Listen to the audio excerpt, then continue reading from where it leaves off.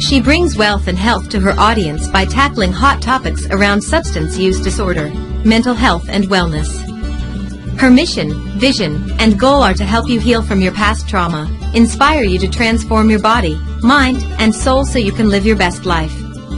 Your board-certified psychiatric mental health doctor, nurse practitioner, trauma care maestro, and media analyst, your life ambassador, best-selling author, TEDx Talk speaker, CEO of Pool of Bethesda Psychiatric Health in Arizona. Let's all welcome Dr. Princess Fumi Hancock.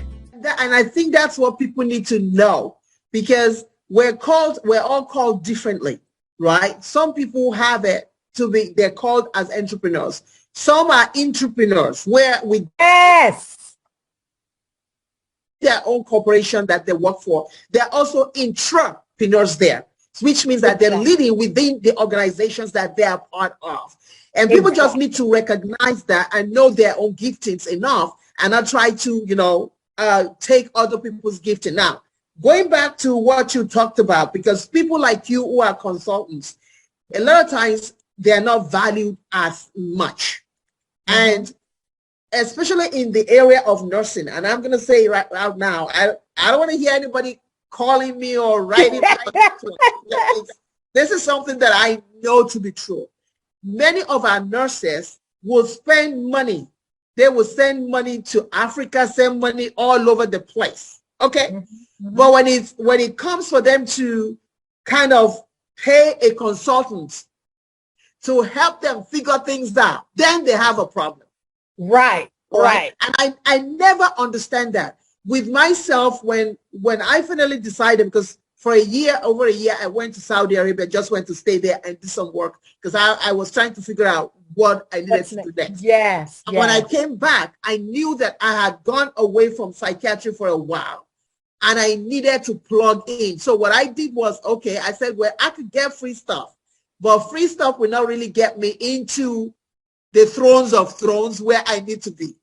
So whatever it takes, I'm going to pay a consultant, because when I pay a consultant, that person is going to take me by the hand and push me right into the thrones of where I need to be in psychiatry, so that what would take me 2-3 years could take me, less than that.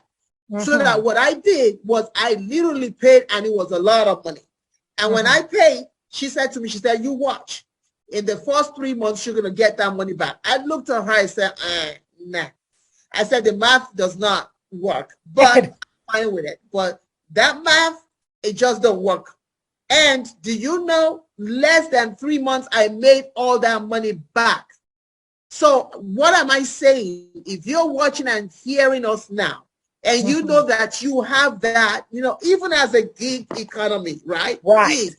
Gig community, you need people around you that know what they're doing. Right. And there are times, most times actually, you have to pay for the real stuff. People will give you the peripheral. They'll give you the peripheral, but don't be expecting them to take you to the throne of thrones. Right. With you pay absolutely nothing. Right. You cannot be wasting people's time. So talk to people who are now excited, watching and listening now. They're probably excited now and say, oh, I'm an artist. Now I know what to do. Oh, I'm a chef. Now I know I can do this. Oh, I'm this. Now I know what to do. Talk to them about the importance of actually, paying a consultant that knows what they're doing.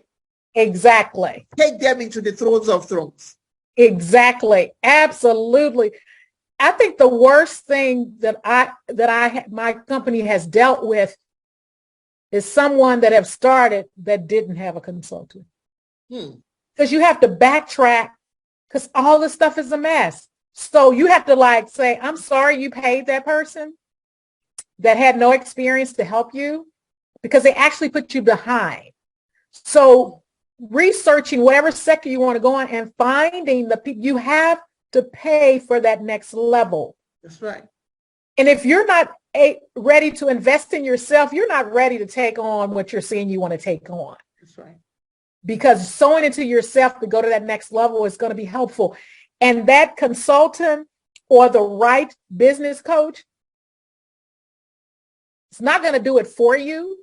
They'll help you, facilitate you through the process, but they're going to help you open doors that That's right. you're going to spend months trying to get open because you don't have a clue about who to contact, who to talk to, none of that. They're going to help you through that process, and then they're going to help facilitate the work.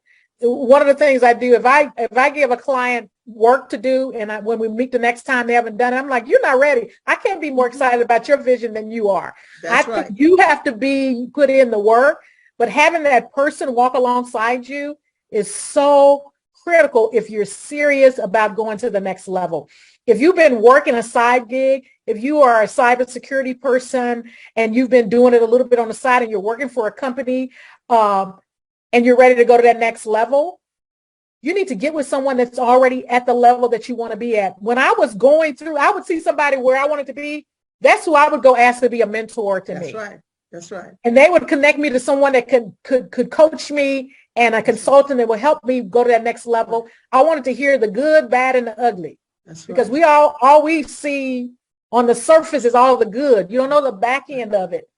And so knowing all of that is going to help you really get started and not stop. It's going to help you to keep going because you're going to have someone walking alongside you. Just like the word says, write the vision, make it plain. So people can walk alongside you to help you get That's to right. that next They can level. run with it. That's right. And then you can run with it. But if you're just out there with these blinders on thinking you're going to get there because you just saw somebody on Instagram that has gotten there and they talk about how they got there, but you don't know their backstory. Well, that one can be a whole topic. You hear me? Exactly. That whole topic. Get you a consultant or a coach. It's okay. But I mean, and get the right one. Get the right one to work with. If you're going to go into something in the nursing field, don't get someone that's not even have never worked in that space. Yep. Because they are good coach, good consultant doesn't mean they're good in that sector. They can help you with the infrastructure, the business side, but they can't help you with that sector. The inner workings of it. The inner workings of that. That's right. I mean, I can go work with a law firm, and then if a clinic calls me about it, if it's not HR, I can't help them with no nursing. They talking about some medication. I can't help you with that, but I can help you with your HR and your business strategy. Then you need to get someone that's in there that has the background experience on the nursing side, the business of nursing. And so people, when you're gifted at it, people see it as easy, just like you said earlier. They see you, when I get up to speak, they're like, wow. Mm-hmm. You just did that so easily. I said, it's because I've been doing it a long time. I didn't just start yesterday. And when I first started, I wasn't that good, but I had people that I would say, tell me, what did you think about that? Give me some feedback. People don't want feedback. I want feedback because you want feedback so you can grow. Be teachable and really get the right people and not just, I just keep thinking about that lady you said just left. Not just running out like, I'm going to go do this because it looks easy. It is not easy. That's why you need people. I tell you what, though, with me, I think it also had something to do with age. I just felt like I ain't got no time.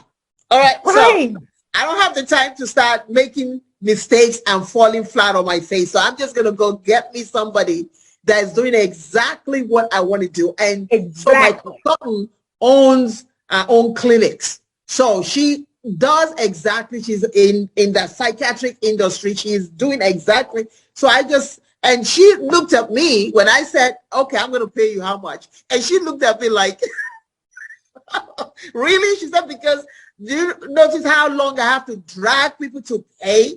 I said, you don't have to drag me because I don't have the time. I really don't have to fall flat. I've spent my early years falling flat on my face. I'm with that part. So now just show me what. And like you said, it's true because a lot of times too, people will pay and then they think that payment means for them to just sit here and then you do the running for them. Exactly. And that don't make sense either because how are you going to learn? With her, she just told me, these are the things that you need to do. These are the paperwork. This is this. I'll see you the next time. And before the next time comes, you better believe it. I'm done with my homework. I'm done with my homework. And I say, okay, yes. Then she said, oh, wow, this is fast. Okay, do this. So that when I first opened my first clinic within 3 months, everybody was shocked. I said, you don't have to be shocked. I'm not shocked because I knew what I was doing behind. You put the work in. Yes. I just didn't tell you all, but I know what I was doing behind the scenes. I was working. I was doing what I needed to do. And a lot of times you go on Facebook these days and people know who you are. They know what you do. And they just want to get that free thing from you. And they'll be asking you all things. I said, look, it's fine. I can give you those stories, but you better believe it. I'm not going to take you to the throne. Exactly. And if you want to go to the throne, you better find yourself somebody who can really take you to the throne. Someone that you can pay and let them walk you through it so that you can avert a lot of mistakes that you would do by just going on Facebook and Instagram and getting all these ideas from everybody. Exactly. I have one client that I work with. She does contracts with DIDD, with adults with intellectual disabilities, and she's opening all these homes.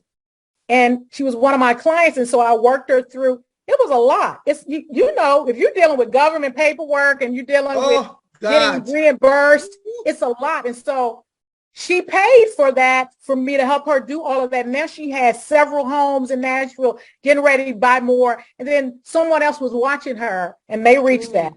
You know how they do. They reached out, but they're not wanting to pay nor put in the work. I said, you can go talk to Esther and just ask her about what all she did to get to where she is. That's right.